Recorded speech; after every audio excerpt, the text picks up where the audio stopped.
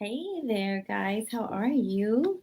And ladies, welcome to Tea with the Fertility Godmother. I'm excited to be here with you today.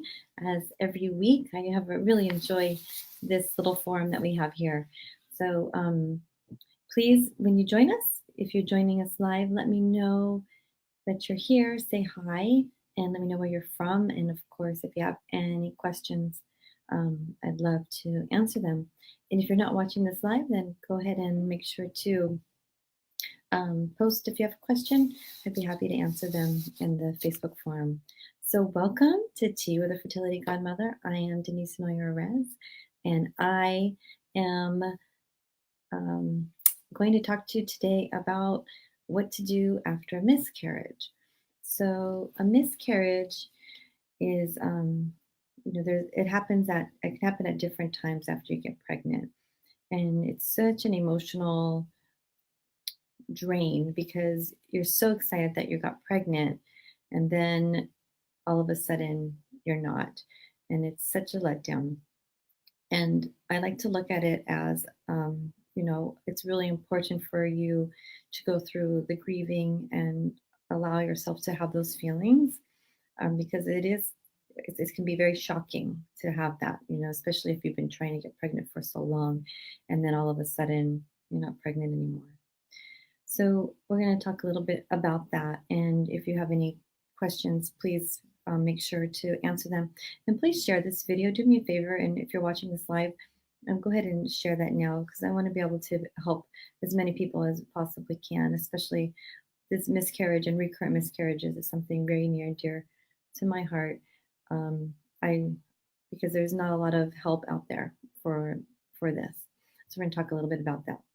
Um, so a miscarriage is obviously you're losing the baby, and you want to take the time to grieve. Whether everybody's process is different, so whether it's a couple days, a week, a month, whatever it may be, you may always have that feeling of a loss, but it's not something that it would not be healthy if you were to like just dwell on that for a long period of time. Depending on different stages of when you miscarry, it's going to obviously impact you more um, than others, and it just depends on you. So allow yourself to have that process and to feel that. Um, After you do have a miscarriage, a lot of people want to know when they can start trying to conceive again. Can they start the next cycle? So I recommend that you at least take one full cycle off. Take a break, let your emotions heal, let your body heal, because it's like a lot of different hormones going on and they have to get back in sync again. So some people recover faster than others. So you want to make sure that you give your body enough time to actually to heal and get back in balance. Those are some things that are going to be really important for you. The other thing is make sure that you're going to get that if it is later in the trimester or you are having a really tough time, make sure you get some help, so you get some support, so you can talk to people about this that have gone through it before, so you feel understood. A lot of times the doctors, they don't acknowledge how important it was for you to even be pregnant. I like to look at it as a learning experience. I always try to find ways that we can improve ourselves, or I like to improve myself all the time. So I'm always looking for different clues and different things. And for me, even though as sad as it is, if you did miscarry, it's also if it's the first time you did get pregnant. I've had women come in who've been trying to get pregnant for 2 years, a couple years, and all of a sudden they're pregnant, and it's so exciting, and they've never been pregnant before, and then they miscarry, and as devastating as that is, they got pregnant, and that can be an exciting part because the sperm was able to penetrate the egg, it was able to implant, and those are really important things that can be beneficial and hopeful for, and you can do it again. And it just, for me, it's a sign that you can get pregnant. And then we just need to figure out what happened so that it can be corrected. And so some of the causes of miscarriage are, genetically abnormalities. So that's something, your body, if the baby's not going to be healthy, your body lets go.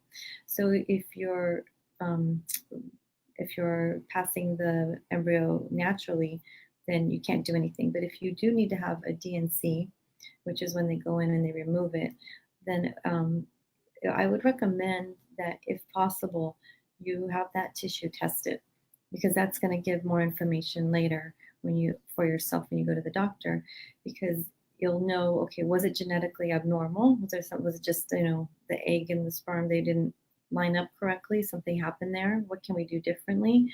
Or was it something going on in my body that that caused the miscarriage? Because sometimes there's women have symptoms or there's disorders, if you will, where the blood flow stops. So it gets thicker, and they're not getting enough nutrition to the baby, and the baby's gonna die. So you want to know that information if you have that chance, so that when you do try to get pregnant again, you know how to manage it. Okay, we're this time we're going to really get ourselves healthy, and we're going to make sure we take our prenatal vitamins, and your husband's going to be taking his supplements, and you guys are going to get really healthy. So you're going to have a better chance of actually taking that baby home this time. Or do you need to be on certain vitamins because your body doesn't what's called methylation? It doesn't methylate your vitamins properly. Does it create more clots? Does it stop what's going on? So if you end up doing a DNC, you can take that opportunity to get that information, if that's something that you're up to. Sometimes we miscarry because of male factor. I had a patient just recently. She's been trying to conceive, a young girl, trying to conceive for over a year, and her husband smoked marijuana, and her everything is great with her. Her menstrual cycles are good. She's very healthy. Um, Everything looks good. She's young. She has good egg quality, but his morphology um, eh, was off because he was smoking marijuana. So finally, he stopped smoking, and it took him about 4 months to get into the normal, where he could conceive to normal morphology, uh, and it was still low. And then she did get pregnant, but she miscarried early. And so when your partner smokes, that when the man also smoking marijuana or smoking cigarettes or doing drugs or alcohol too much, it's going to affect the genetics of the sperm. And we know that the man contributes to early miscarriage the first 6 weeks. So that can be a contribution. So that's why I always like to focus on both partners being as healthy as possible, not only so you can get pregnant, but we want you to stay pregnant. And ultimately, you want a healthy baby. You want to give your baby the best chance that it can.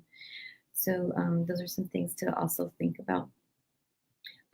When you do go through a miscarriage and you're going through your menstrual cycle, you want to take that time to really allow your body to purge the blood, to get rid of that old tissue. So you can do things like acupuncture, you can take herbs, you can do castor oil packs, do those things to help dispel any of that extra tissue.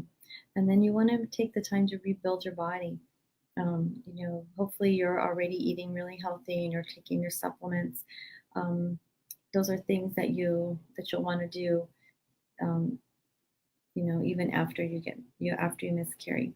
Which reminds me, one thing, if you are further along and you're waiting for you had to have a DNC and you're waiting for your HCG to come down, then you need to stop your prenatal vitamin or extra folic acid at that time until you've started your menstrual cycle and your HCG is zero, because the folic acid actually slows down the decrease of the HCG, of that the pregnancy hormone. So that's something that you want to make sure that you do. So we we talk we talked a lot about here. I don't know if any of you have any questions. It's nice to see you. Um,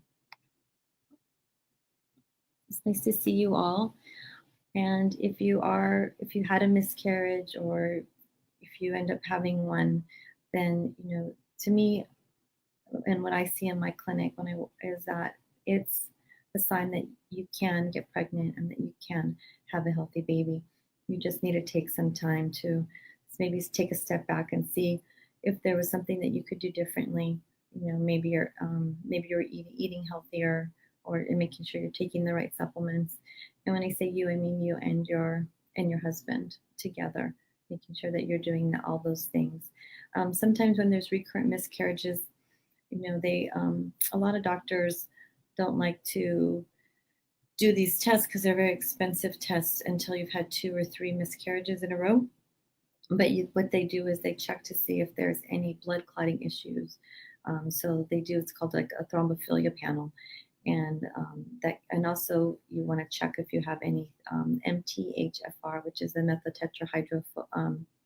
folate reductase gene, to see if your body can convert folic acid or folate and utilize it in your body. So sometimes those are some reasons of why people miscarry, which is why if you are able to get tissue, you can make sure that it wasn't your body. Maybe it was genetically not compatible at that time.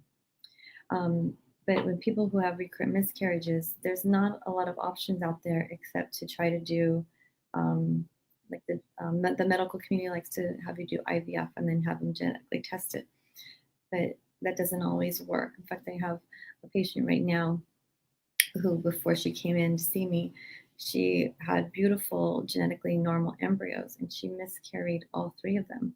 So she's coming in to work with me now, and we're getting her body back in balance and strong so that she can carry that baby. And there's so many things that we do, that I do in my clinic. This is one of my favorite specialties because, like I said, there's not a lot of help out there.